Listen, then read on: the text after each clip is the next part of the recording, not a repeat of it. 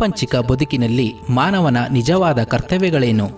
ಜೀವನದಲ್ಲಿ ಸಮಚಿತ್ತತೆಯನ್ನು ಬೆಳೆಸಿಕೊಳ್ಳಬೇಕಾದ ಬಗೆ ಹೇಗೆ? ಸಮತೋಲನದ ಸಾಧನೆ ಬದುಕಿನಲ್ಲಿ ಸಾಧ್ಯವೇ ಎಂಬೆಲ್ಲ ಪ್ರಶ್ನೆಗಳಿಗೆ ಭಗವದ್ಗೀತೆಯ ಮೂಲಕ ಶ್ರೀ ಕೃಷ್ಣನ ನುಡಿಗಳು ನಮಗೆ ಸಾರ್ಥಕತೆಯನ್ನು ನೀಡುತ್ತದೆ. ಬನ್ನಿ ಈ ಗೀತೆಯ ಸಾರವನ್ನು ತಿಳಿಯೋಣ. ಶ್ರೀಮತಿ ನಾಗಶ್ರೀ ತ್ಯಾಗರಾಜ್ರವರ ಧ್ವನಿಯಲ್ಲಿ ಗೀತ ಸುನಾದ ಕಾರ್ಯಕ್ರಮ ತಪ್ಪದೆ ಕೇಳಿ. ಪ್ರತಿದಿನ ಬೆಳಗ್ಗೆ 8:35 ಮರುಪ್ರಸಾರ ಸಂಜೆ 6:30 ನಿಮ್ಮ ಜನಧ್ವನಿ ಬಾನುಲಿಯಲ್ಲಿ.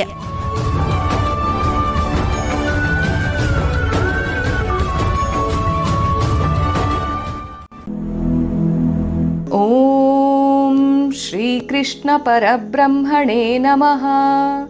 ಶ್ರೀಮದ್ಭಗವದ್ಗೀತಾ. ಜನಧ್ವನಿಯ ಸಮಸ್ತ ಶ್ರೀಕೃಷ್ಣನ ಭಕ್ತರಿಗೆ ನಮಸ್ಕಾರಗಳು. ಗೀತಾ ಸುನಾದದ ಇಂದಿನ ಕಾರ್ಯಕ್ರಮದಲ್ಲಿ ನಾವು ಭಗವದ್ಗೀತೆಯ 9ನೇ ಅಧ್ಯಾಯವಾಗಿರುವ ರಾಜವಿದ್ಯಾ ರಾಜಗುಹ್ಯ ಯೋಗದ 3ನೇ ಶ್ಲೋಕದ ಬಗ್ಗೆ ತಿಳಿದುಕೊಳ್ಳೋಣ. ಆ ಶ್ಲೋಕ ಇಂತಿದೆ: ಅಶ್ರದ್ಧಧಾನಾಃ ಪುರುಷಾಃ ಧರ್ಮಸ್ಯಾಸ್ಯ ಪರಂತಪ ಅಪ್ರಾಪ್ಯ ಮಾಂ ನಿವರ್ತಂತೆ ಮೃತ್ಯು ಸಂಸಾರ ವರ್ತ್ಮನಿ. ಅರ್ಜುನ, ಯಾರಿಗೆ ಈ ಧರ್ಮದಲ್ಲಿ ಶ್ರದ್ಧೆ ಇಲ್ಲವೋ ಅವರು ನನ್ನನ್ನು ಪಡೆಯದೆ ಮೃತ್ಯುಮಯವಾಗಿರುವಂಥ ಈ ಸಂಸಾರ ಮಾರ್ಗಕ್ಕೆ ಪುನಃ ಪುನಃ ಬರುತ್ತಾರೆ ಎಂಬ ಮಾತನ್ನು ಇಲ್ಲಿ ಕೃಷ್ಣ ತಿಳಿಸ್ತಾ ಇದ್ದಾನೆ. ಇದನ್ನು ನಾವು ವಿಸ್ತಾರವಾಗಿ ತಿಳಿದುಕೊಳ್ಬೇಕು ಅಂತಂದರೆ, ಯಾರು ದೇವರಲ್ಲಿ ನಂಬುವುದಿಲ್ಲವೋ, ಕೇವಲ ಈ ಮಾನುಷ ದೇಹ ಮತ್ತು ಇಂದ್ರಿಯಗಳ ಸುಖ ಇವುಗಳಲ್ಲಿ ಮಾತ್ರ ನಂಬುತ್ತಾರೋ ಅವರು ಇದಕ್ಕೆ ಸಂಬಂಧಪಟ್ಟಂತಹ ಕೆಲಸಗಳನ್ನು ಮಾಡಿ ಅಂತಹ ಸಂಸಾರ ವಾಸನೆಗಳನ್ನು ಮಾತ್ರ ಕೂಡಿ ಹಾಕಿಕೊಳ್ಳುತ್ತಾರೆ. ಇಂತಹ ಜನ ಮರಣ ಹೊಂದಿದರೆ ಅವರು ದೇವರ ಸಮೀಪಕ್ಕೆ ಹೋಗುವುದಿಲ್ಲ. ಬದಲಿಗೆ ಪುನಃ ಪುನಃ ಇದೇ ಸಂಸಾರಕ್ಕೆ ಬರುತ್ತಾರೆ. ಈ ಸಂಸಾರ ಜನನ ಮರಣಗಳಿಂದ ತುಂಬಿದೆ. ಇಲ್ಲಿ ಹಲವು ಬಗೆಯ ಜನ್ಮಗಳನ್ನು ಪಡೆದು ಸುಖ ದುಃಖಗಳನ್ನು ಅನುಭವಿಸುತ್ತಿದ್ದಾರೆ. ಜೈನ, ಬುದ್ಧ ಮುಂತಾದ ಧರ್ಮಕ್ಕೆ ಸೇರಿದವರು ಕೂಡ ಒಂದು ದೇವರಲ್ಲಿ ನಂಬುವುದಿಲ್ಲ. ಆದರೆ ಅವರು ಬುದ್ಧನಂತಹ ಒಂದು ಸ್ಥಿತಿ, ತೀರ್ಥಂಕರರಂತಹ ಒಂದು ಸ್ಥಿತಿಯನ್ನು ನಂಬುತ್ತಾರೆ. ಯಾರು ಒಳ್ಳೆಯ ಜೀವನವನ್ನು ನಡೆಸಿಕೊಂಡು ಬುದ್ಧ ಅಥವಾ ತೀರ್ಥಂಕರರ ಸಂದೇಶಕ್ಕೆ ತಕ್ಕಂತೆ ತಮ್ಮ ಜೀವನವನ್ನು ಮಾರ್ಪಡಿಸಿಕೊಂಡಿರುತ್ತಾರೋ ಅವರೂ ಮುಕ್ತರಾಗುತ್ತಾರೆ. ಅದು ಭಗವತ್ ಮಾರ್ಗ. ಆತ್ಮತತ್ವವನ್ನು ತಿಳಿಯದವರು ಸಹಜವಾಗಿಯಾದರೂ ಅನಾತ್ಮರೂಪದ ಸಂಸಾರದಲ್ಲಿಯೇ ಬಿದ್ದಿರುತ್ತಾರೆ. ಅಂತರ್ಮುಖ ಅಂತಃಕರಣವುಳ್ಳ ಈ ಜನರು ತಮ್ಮ ಬೌದ್ಧಿಕ ಶಕ್ತಿ ಸಾಮರ್ಥ್ಯಗಳನ್ನೆಲ್ಲವನ್ನೂ ಕೂಡ ವಿಷಯಗಳು, ವ್ಯಾಪಾರಗಳಲ್ಲೂ ಇವುಗಳಲ್ಲೇ ವ್ಯಯಿಸುತ್ತಾ ಇದೇ ಸಂಸಾರವೆಂಬ ಚಕ್ರದಲ್ಲಿ ತಿರುಗುತ್ತಿರುತ್ತಾರೆ. ಸಂಸಾರದಿಂದ ಬಿಡುಗಡೆ ಎನ್ನುವುದು ಅವರಿಗೆ ಬಹಳ ದೂರದ ಮಾತಾಗಿರುತ್ತದೆ.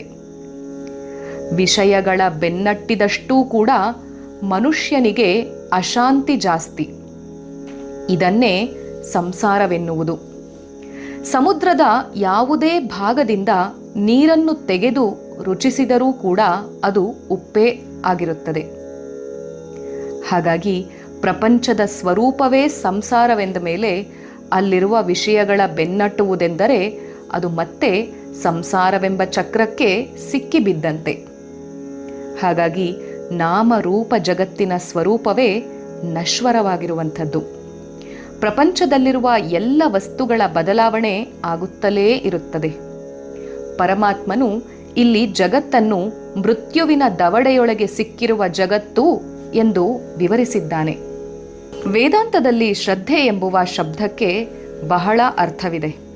ರವೀಂದ್ರನಾಥ ಟ್ಯಾಗೋರರು ಹೇಳುವಂತೆ ಶ್ರದ್ಧೆ ಎಂಬುವುದು ಕೇವಲ ಮಾನಸಿಕ ಭಾವನೆಯಲ್ಲ, ಅದು ಬೌದ್ಧಿಕ ದಾರ್ಢ್ಯತೆಯಿಂದ ಬೆಳೆದು ಬಂದಿರುವಂಥ ಒಂದು ದೃಢವಾದ ಜ್ಞಾನ. ಆಚಾರ್ಯ ಶಂಕರರ ಪ್ರಕಾರ ಶಾಸ್ತ್ರ ಹಾಗೂ ಗುರುಗಳ ವಾಕ್ಯದಲ್ಲಿ ಅಚಲವಾದ ನಂಬಿಕೆ ಇಟ್ಟು ಅದಕ್ಕೆ ಸರಿಯಾಗಿ ತನ್ನ ಜೀವನ ಕ್ರಮವನ್ನು ರೂಪಿಸಿಕೊಳ್ಳುವಂಥದ್ದು ಶ್ರದ್ಧೆ. ಈ ಶ್ರದ್ಧೆಯು ನಮ್ಮನ್ನು ನಮ್ಮ ಮಾನಸಿಕ ಹಾಗೂ ಬೌದ್ಧಿಕ ಮಟ್ಟಗಳಿಂದ ಆಚೆಗೆ ಕರೆದೊಯ್ಯುತ್ತದೆ. ಈ ಮಾರ್ಗದಲ್ಲಿ ಮುಂದುವರಿಯುವವರಿಗೆ ಶ್ರದ್ಧೆ ಎನ್ನುವಂಥದ್ದು ತುಂಬ ಅತ್ಯವಶ್ಯಕ. ಶ್ರದ್ಧೆ ಇಲ್ಲದವರಿಗೆ ಈ ಜ್ಞಾನವು ಫಲಕಾರಿಯಾಗುವುದಿಲ್ಲ. ಹಾಗೆಯೇ ಶ್ರದ್ಧೆ ಇಲ್ಲದ ಜನ ವಿಷಯ ವಾಸನೆಗಳಿಗೆ ಬಲಿಯಾಗಿ ಪ್ರಾಣಿಗಳ ಹಾಗೆ ಅತ್ಯಂತ ನೀಚ ಜೀವನವನ್ನು ಜೀವಿಸುತ್ತಿರುತ್ತಾರೆ. ಹುಚ್ಚು ಹಿಡಿದ ರಾಜನೊಬ್ಬ ಸಿಂಹಾಸನವನ್ನು ತ್ಯಾಗ ಮಾಡಿ ಮೈಮೇಲಿನ ಬಟ್ಟೆಗಳನ್ನೆಲ್ಲ ತೆಗೆದುಬಿಟ್ಟು ಭಿಕಾರಿಯಂತೆ ಬೀದಿ ತುಂಬಾ ಅಲೆಯುತ್ತಿರುವಂತೆ ನಮ್ಮ ಪರಿಸ್ಥಿತಿಯಾಗುತ್ತದೆ.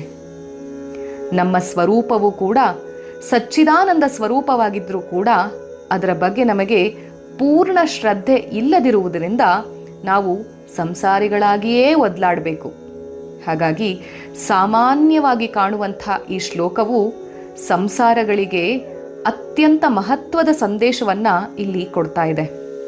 ಹಾಗಾಗಿ ಈ ಶ್ಲೋಕದ ಮೂಲಕ ಜ್ಞಾನಕ್ಕೂ ಮತ್ತು ಅಜ್ಞಾನಕ್ಕೂ ಇರುವ ವ್ಯತ್ಯಾಸವನ್ನು ಆ ಪರಮಾತ್ಮ ತೋರಿಸಿ ಜ್ಞಾನದ ಮಹತ್ವವನ್ನು ಎತ್ತಿ ಹಿಡಿತಾ ಇದ್ದಾನೆ.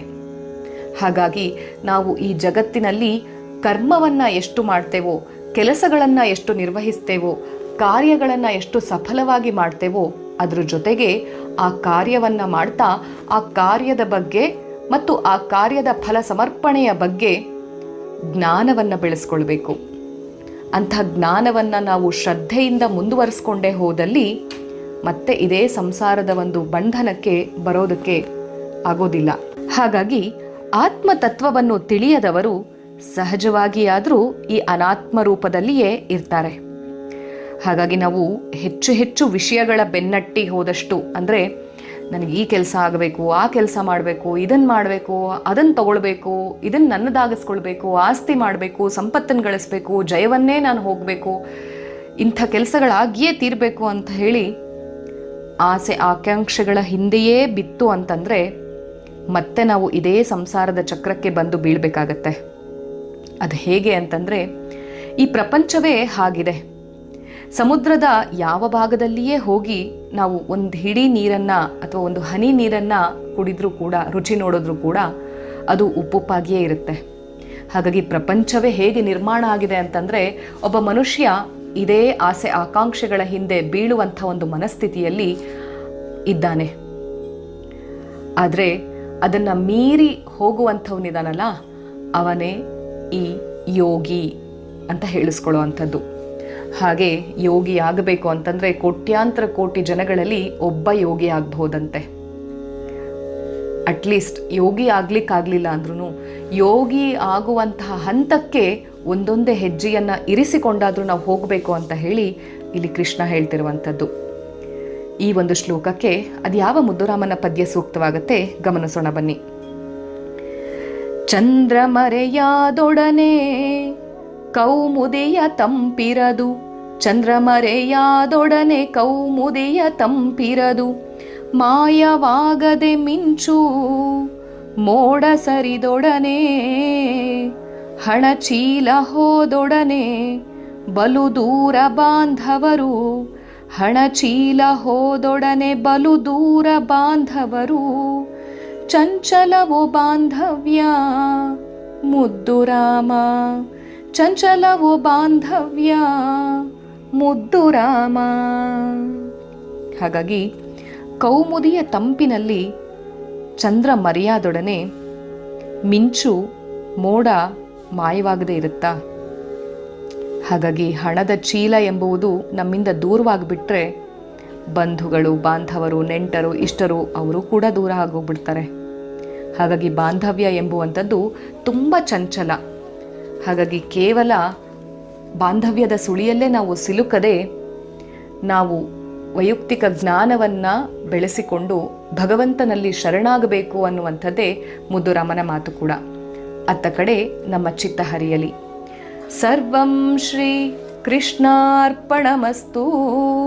ಶ್ರೀ ಗುರುಭ್ಯೋ ನಮಃ. ಹರಿ ಓಂ.